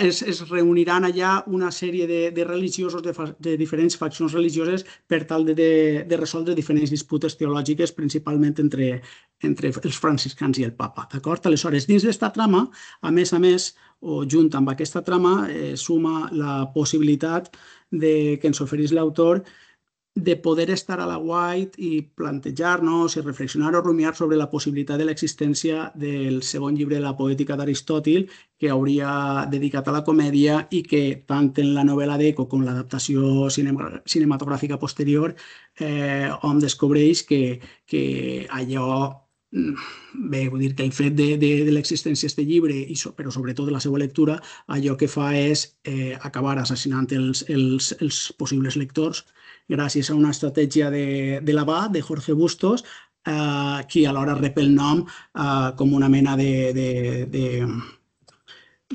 símbol pel que té a veure o afectaria a la persona de Jorge Luis Borges, d'acord? A l'escriptor argentí. Per tant, així tenim una biblioteca en què l'abadia alhora es presenta com a laberint, d'acord? Com molts dels textos borgians, d'acord? Aleshores, ordre, història de llibres, laberint, biblioteca. Hi ha una escena en la novel·la que m'agrada molt i sí que em permet connectar una miquilla més ja amb Arnau de Vilanova, i és el moment en què Guillem de Baskerville i Azzo de Melk coneixen o es troben amb Ubertino de Casale, que fou un dels caps italians espiritualistes, i de fet l'escena cinematogràfica és impagable perquè ens els presenta a Ubertino de Casale allà tirat al terra, d'acord, pregant amb la Verge amb molt de fervor. I el fet que esmentem el deixeble, en aquest cas, de Joan Oliu, de Peire Joan Oliu, i autor de l'Arbre de la Vida Crucificada, es deu al fet que Vilanova, en més d'una ocasió, hauria apel·lat els beguins, segurament, per tal de fer-los partícips en la reforma que dèiem abans que tenia en ment, d'acord? És a dir, per tal de poder estendre la seva mirada teològica arreu d'Europa. Hi ha una cosa interessant, i és que segons va estudiar el pare Ballori, Ubertino de Casale i Angelo Clareno, un altre dels caps espiritualistes, s'haurien encarregat de traduir alguns dels textos arnaldians propers al seu corrent de pensament religiós, d'acord? I aquest pensament surt de manera molt clara en l'obra d'Eco, tant en la novel·la com en l'adaptació. I un altre detall és que Clareno, en un llibre intitulat el Liber Chronicarum, es refereix a Arnau amb les paraules següents, i ell parla d'Arnau com homo amator veritatis, d'acord? Aleshores, si deixem una miqueta aquesta ficció, aquests textos de què us he parlat, però sense abandonar totalment l'al·lusió als tres més o menys conceptes que sí que he esmentat, que és ordre, història de llibres o inclús el franciscanisme que surt en l'obra d'Eco, sí que pot ser que ens poguérem aproximar una miquilla més allà. Ahir, a partir d'aquests trets, no hi ha amb Arnau de Vilanova, sinó amb la biblioteca, que és el que ens interessa ara, d'acord? Aleshores, el que m'agradaria compartir amb vosaltres són les fonts que més o menys estic llegint actualment al si del projecte que he esmentat abans. Aleshores, una de les fonts molt interessants és la de Roc Chabàs, que fou arxiver de la Catedral de València, qui a inicis del segle XX hauria inventariat els béns mobles del nostre metge medieval, i de fet Chabàs fou arxiver de la Catedral, Chabàs com a arxiver de la Catedral hauria descobert el testament de Vilanova tal com va deixar per escrit en un document l'any 1896. Una altra de les fonts que cal tindre ben present és la del professor Mateu Rodrigo, que és un dels valencians, nostres medievalistes valencians més preuats, qui a inici dels 80 ja s'hauria ocupat de documentar diferents textos arnaldians, i d'una banda ho feu tot partint del protocol de Jacme Martí, notari valencià de les acaballes del segle XIII i inicis com a mínim pot ser fins la segona desena del XIV, que a més havia estat també notari de Ramon Conesa, paborde de l'Almoina, i alhora aquest Ramon Conesa hauria estat un amic molt proper d'Arnau de Vilanova. I de fet, en l'estudi que va presentar el professor Rodrigo en aquell moment, ja va documentar 14 textos inèdits datats entre el 1299 i el 1344 que estan localitzats a l'Arxiu del Regne.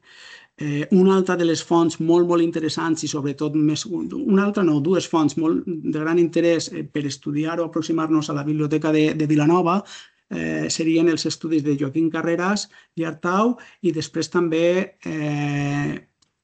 una obra que és de Francesco Santi, que s'anomena Arnau de Vilanova, l'obra espiritual.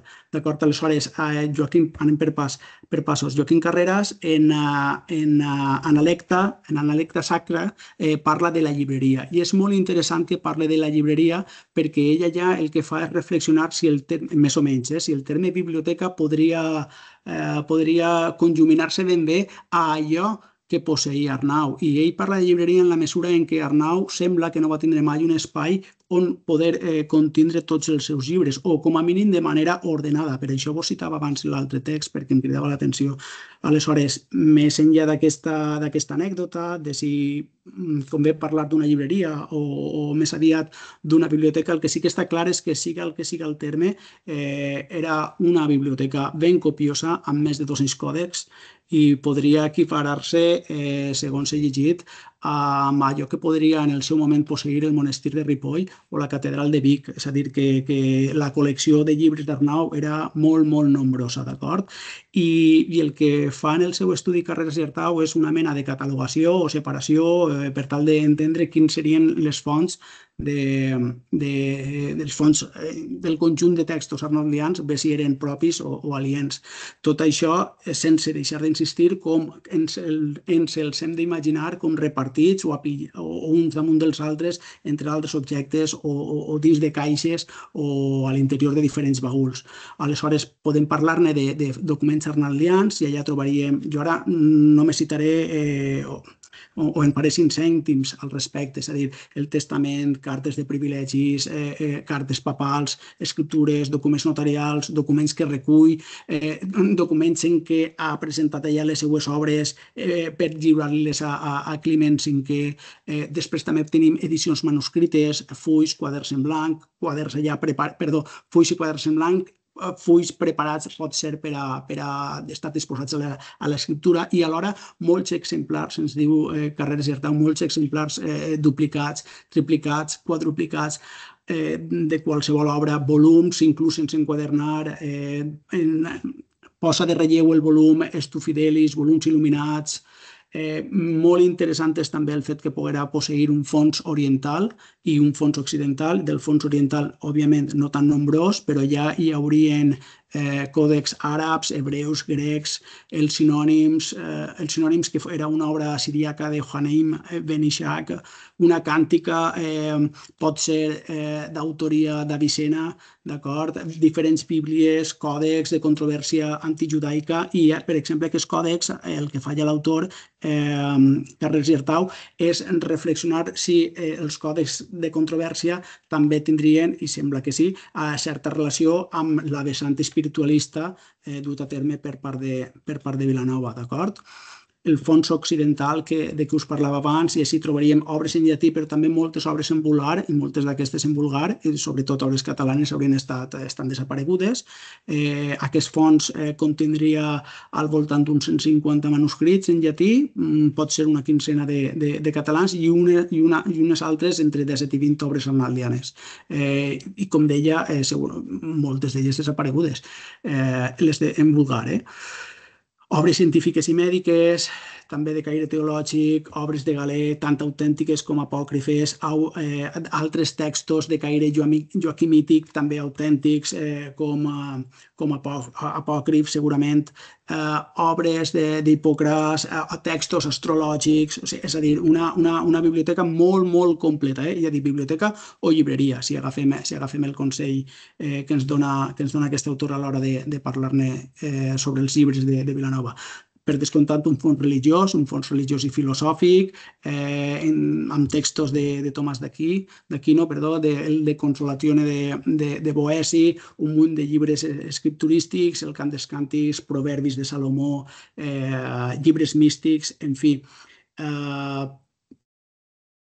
Molt de material per al moment en què ens trobem i que porta aquest autor a definir aquest conjunt de textos com com la reunió de llibres i la biblioteca, agafem-ho com vulguem, biblioteca o llibreria, però poguera ser inclús la més antiga i coneguda de l'Europa del moment a mans d'un laic català. Com deia abans, estava també, o voldré compartir amb vosaltres, la mirada de Francesco Santi en l'obra que ja he esmentat, que és Arnau de Vilanova en l'obra espiritual, i en aquest sentit no ja pel que té a veure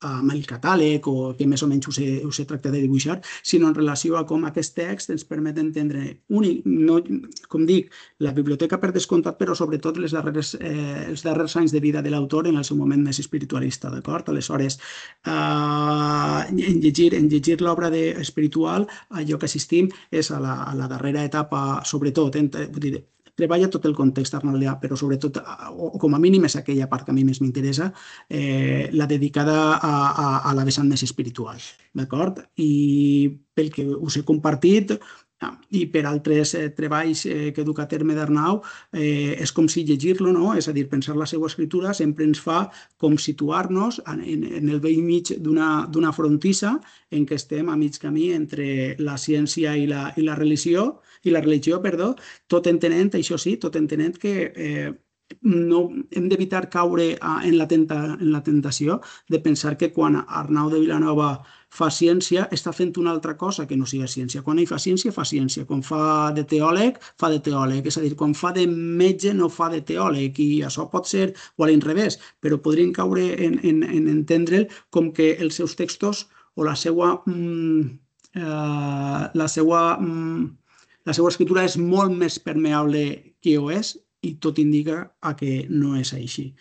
Això és el que jo volia compartir amb tots vosaltres i moltes gràcies per la vostra atenció i novament gràcies a Anna per haver-me convidat. Doncs moltes gràcies, Robert, per apropar-nos a este saber enciclopèdic d'un científic tan savi com Arnau de Vilanova, que va deixar un llegat, si més no, tant teològic com científic, astrològic, de tot tipus, i també per haver-nos explicat amb esta senzillesa, no? Jo crec que molta gent que escoltarà i que potser no ha sentit parlar d'Arnau de Vilanova com cal, tindrà ara, si més no, la curiositat, no? d'acostar-se a les seues obres.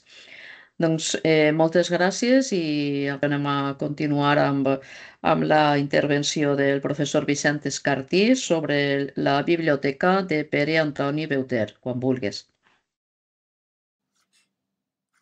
Molt bona vesprada a totes i a tots. En primer lloc vull agrair a Anna Isabel Peirats que m'ha convidat a participar en aquesta trobada en la qual anem a aportar cadascú des del seu camp i segons els seus coneixements algunes reflexions sobre biblioteques medievals i del Renaixement. En el meu cas us parlaré de la biblioteca de Pere Antoni Beuter, cronista ben conegut del Renaixement valencià, del qual sabem que va ser beneficiat a la seu de València, professor de l'Estudi General, predicador de la ciutat i autor d'obres de teologia, de litúrgia i d'història, però va morir el 5 de desembre de 1554.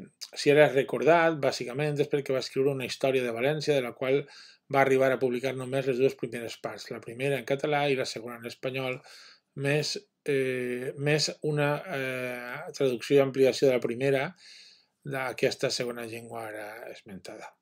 Tot això ja ho hem explicat en altres llocs i ho han explicat altres estudiosos, per tant no insistiré, perquè el que vull anar a parar és ràpidament a la seva biblioteca.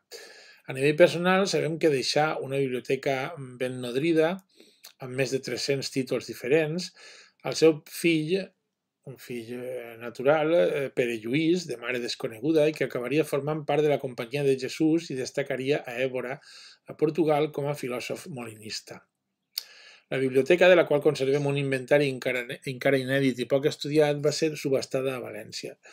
Si bé ja vam fer una primera aproximació a aquell document, en una de les introduccions que hem preparat per a l'edició de la Crònica de Beuter, doncs ara ens detindrem amb més detall en l'anàlisi d'aquella biblioteca que ens permetrà esbrinar l'influx del Renaixement en Beuter, no sols a través de la presència de clàssics de l'antiguitat, sinó per la presència d'autors que esdevindrien clàssics dels nous temps, entre els quals els italians del Renaixement o Erasme. Per una altra banda, també això ens permetrà saber quins eren els seus interessos, no? L'estudi dels inventaris post-mortem s'ha convertit o es va convertir ja fa un cert temps, en una forma molt efectiva per conèixer les biblioteques del passat i en el cas valencià ha revelat dades molt interessants, especialment per saber quin era el nivell de cultura de la noblesa i l'oligarquia ciutadanes dels segles XV i XVI. En el cas que ens ocupa, l'Inventari dels béns de Pere Antoni Beuter es va elaborar uns dies després de la seva mort i ens aporta notícies molt sucoses sobre la seva formació intel·lectual com a historiògraf, ja que conté de manera prou detallada els títols de les obres que integraven la seva col·lecció de llibres. Aquesta, com ja he dit, amb més de 300 títols diferents, se situa entre les més grans de la seva època a València si tenim en compte les dades conegudes fins ara. Philippe Berger afirma en la seva coneguda obra que després dels anys 30 del segle XVI les biblioteques dels membres del clergat valencià solien estar integrades per uns 50 exemplars més o menys, dada que corrobora la importància de la biblioteca del nostre historiador. D'altra banda, Beuter se'ns mostra com un digne representant i seguidor dels millors influxos humanístics italians, que ja coneixíem a la Corona d'Aragó des del segle XIV. Però una biblioteca així, a més de donar-nos indicis sobre la passió pels llibres que segurament va acompanyar Beuter durant tota la seva vida, ens és molt útil per conèixer quins eren els seus gustos i les seves preferències i de manera molt especial perquè ens revelarà els interessos específics d'un intel·lectual, membre del clergat, historiògraf i amb influències erasmistes. La biblioteca, doncs, servirà clarament de mirall o d'espill on podem trobar l'empremta del Renaixement i descobrir què interessava a aquell senyor.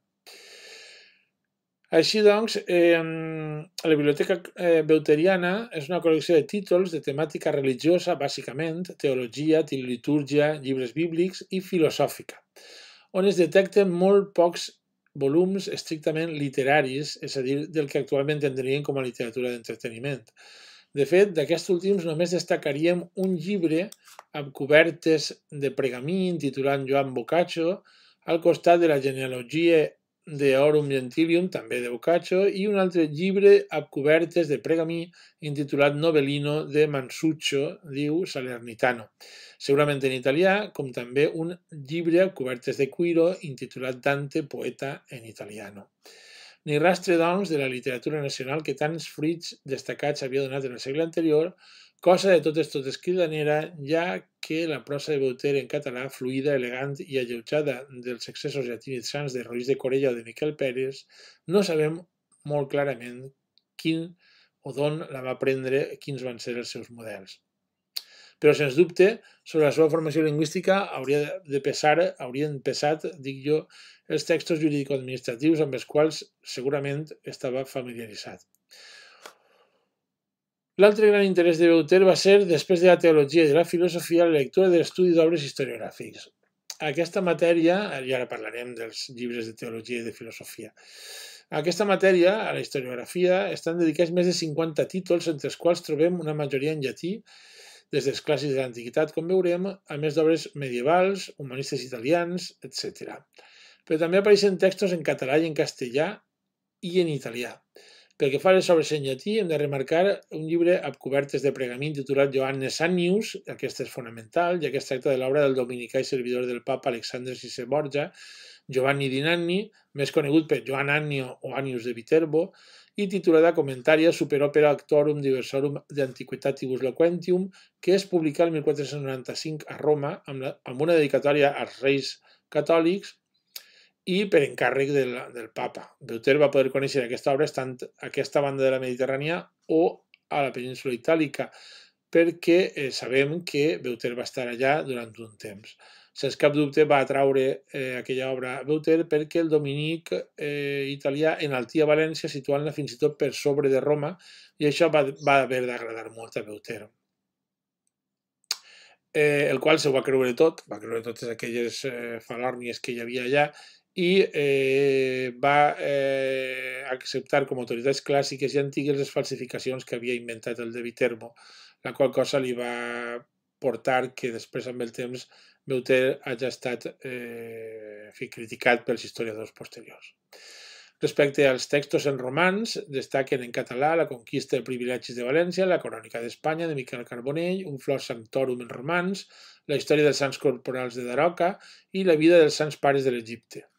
Malgrat els títols amb què ens els ha referenciat el notari redactor d'inventari de la biblioteca beuteriana, trobem poc probable que estiguessin en català La Corònica del Regne de Nàpols, que devia estar en italià, i una primera i segona part de la vida de Plutarco, a més d'un volum titulat Valo de coses de la guerra, segurament en italià també, a més d'un altre que portava per títol Dècades de Quinti Tito Livi.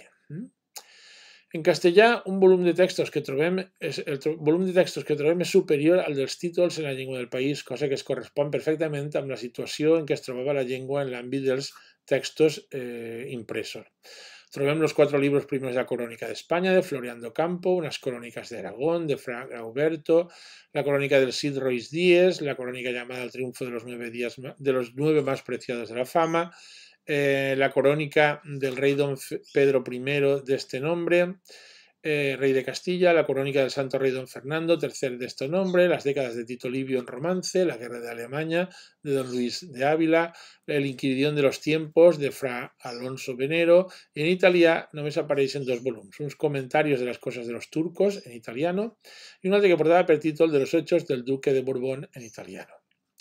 Ara bé, aquesta biblioteca beuteriana encara ens pot aportar noves dades respecte a la personalitat del seu propietari. D'una banda, sobre la possibilitat del coneixement de la llengua hebrea i de l'altra sobre la seva vinculació a l'erasmisme. Així, al segle XVIII, Vicent Gimeno afirmava que Beuter havia estat catedràtic d'hebreu a la Universitat de València, segurament seguint la informació donada pel també bibliògraf Josep Rodríguez del segle anterior. Vicent Castanyeda, contràriament, ja en 1920, negava aquesta possibilitat adduint els noms d'altres personatges que havien ocupat aquella càtedra. Tanmateix, després d'haver analitzat l'inventari dels llibres de Beuter que va tenir a la seva biblioteca, tot i que no podem resoldre completament aquest dubte o aquesta qüestió, almenys sí que ens permet afirmar que Beuter realment va tenir interès en l'hebreu i segurament devia tenir alguns coneixements perquè altrament no s'explicaria per què apareix en la seva biblioteca una gramàtica hebrea, unes introducciones artis grammaticae hebraicae, una isagoge de methodus in hebraicam linguam Sebastiani Munsterre, o les hebraicae institutiones sancti Spagini, o el de Feris et Diebus Festis Judaeorum, que és el volum que ell va redactar i que Gimeno i Rodríguez el donen per obra seva, com coneixem efectivament, a més que es conserva un manuscrit que en temps de Nicolás Antonio existia a la Biblioteca Ambrosiana de Milà i que encara existeix, que conté diferents obres de Feris et Testis Diebus Judaeorum, la Tabula Animalium, Qui Promittetum in Libri Levitici Noveno, Glosse, etc., que ens mostrarien l'interès de Beuter en aquelles matèries de la llengua hebrea o que estaven en hebreu, que produïen de l'antiguitat dels jueus. Finalment, per remarcar la influència d'Erasme, he de dir que trobem diferents textos de l'Inquiridión d'Erasme i després, sobretot, llibres d'exegesi bíblica, però també, com he dit, aquell llibre important, l'Inquiridión, que ens fan pensar en un Beuter que coneixia els nous corrents erasmistes de crítica textual i de lectura de la Bíblia des d'una òptica com la que propugnava Erasme. I ara tornem al principi, no? Quins textos grecorromans de filosofia i d'història tenia Beuter? Doncs és pràcticament la major part de la seva biblioteca. És el que més pes té allà dins. Trobem una Belisari Història.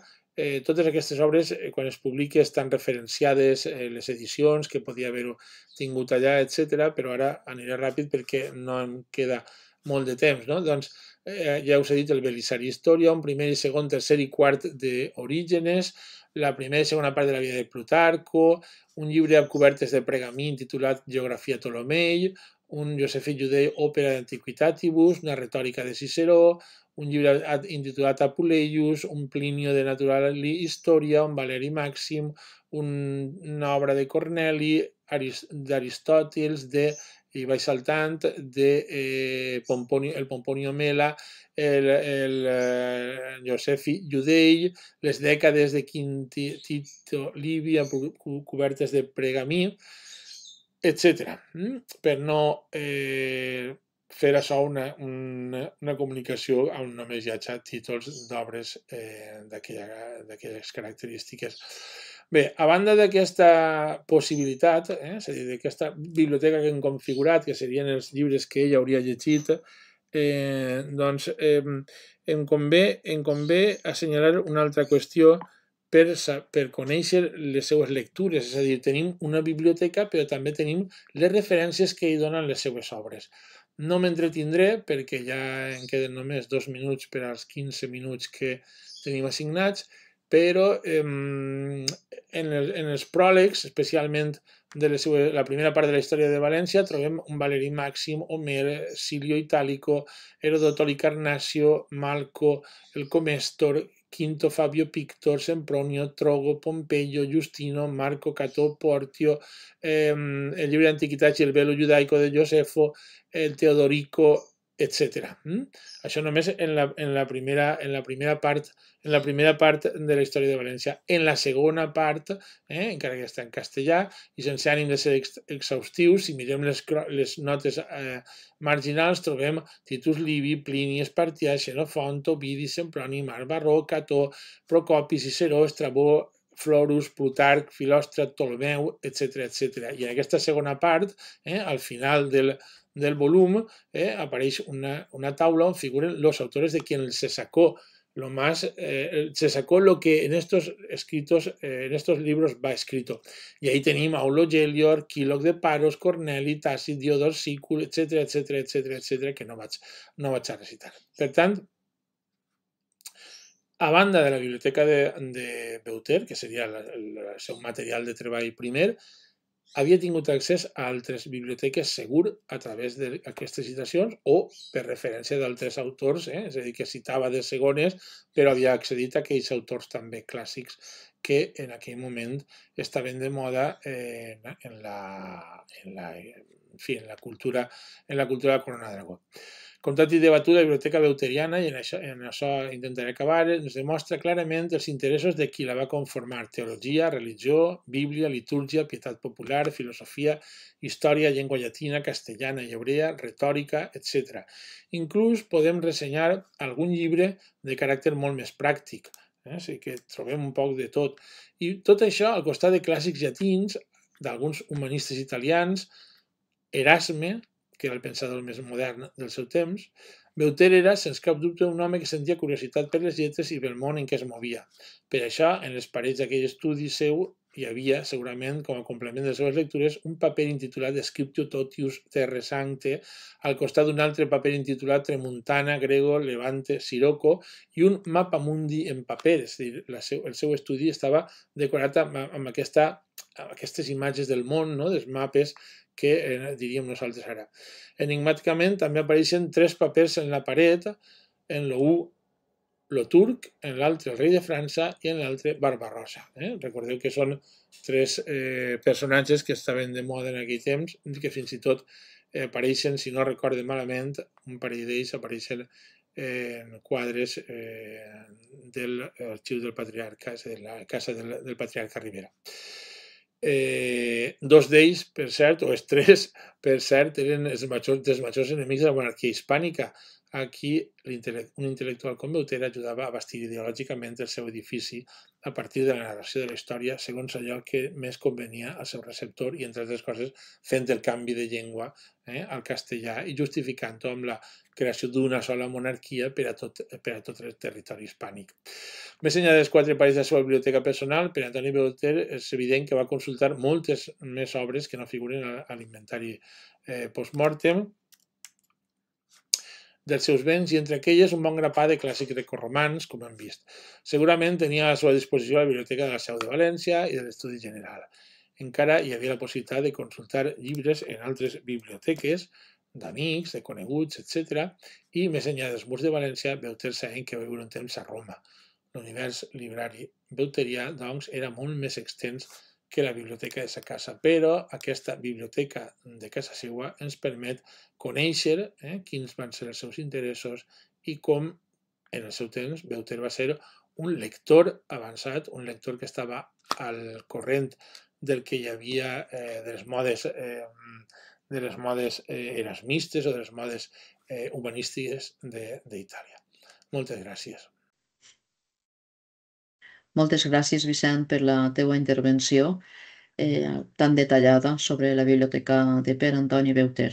T'ho agraïsc i també ho agrairan els que ens escoltaran el vídeo, perquè és una figura no massa coneguda i molt digna de ser estudiada, com tu bé has fet durant molt de temps.